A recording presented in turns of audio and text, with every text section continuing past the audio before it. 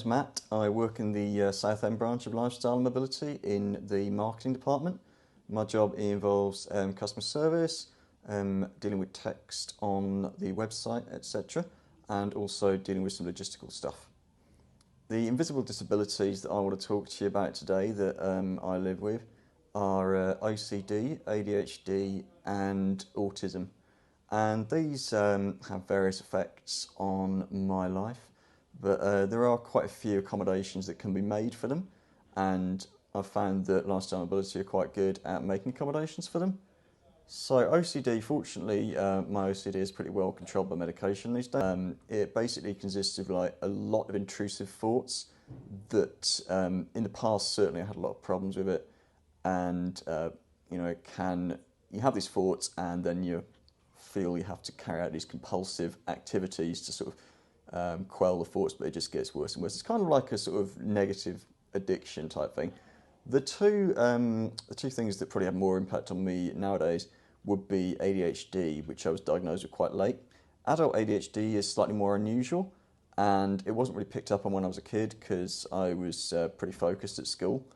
But I do have quite a tendency to sort of drift off, like midway through my thoughts. One of the things that I do like here, actually, I'm trying very hard not to do it during this interview, but there's lots of pens and stuff that I can fiddle with over the course of the day, which just helps keep track of things. Like that's a pretty important thing for ADHD. And another thing that is quite useful in terms of dealing with ADHD in my day-to-day job is that there's quite a bit of sort of day-to-day variety. I don't find myself bored here. There's generally a lot of different things that sort of come at you quite fast, which is good because my mind does have a tendency to sort of race. The third one is autism, and autism is kind of, it comes across different from different people. Like for me, I don't have the sort of social awkwardness as such with autism in that I'm not like afraid of social situations, but sometimes I do struggle with knowing, the line as terms of like what's sort of generally appropriate. You're probably thinking like, should I be talking to lots of customers with autism?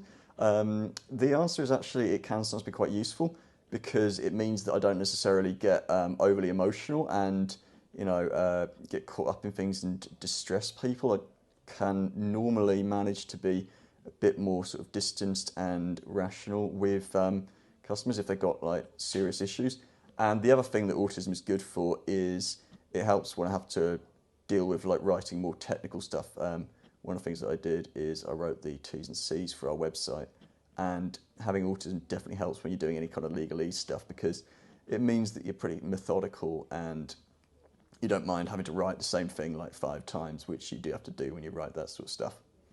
I find that, my autism again is pretty well understood at work. I personally am quite light-hearted about my, invisible disabilities. So I don't mind sort of making a joke out of them because there's a funny aspect to most of them. But I do feel that, like nobody's actually, hostile to me or anything like that. So I feel very welcome here. Something that is something that can be quite rewarding, actually, particularly given that when I was younger, I had quite a lot of issues with social situations, is when the customers end up being like really pleased with me. Because I didn't necessarily get a lot of like positive feedback in the way I interacted with people when I was younger, like at school and that kind of thing. So it's quite nice when I get like praise from customers or colleagues or anything like that. Because as I said, it's not something I necessarily experienced in all workplaces or all like times of my life. The other thing that I would say that's very positive here is that given that it's a company that revolves around like helping people with disabilities, nobody's sort of lacks understanding towards the way that disabilities can affect you. Mine are not so obvious, and obviously on a day-to-day level might not be noticeable, but I feel perfectly confident that if there ever was an issue, it'd be dealt with respectfully.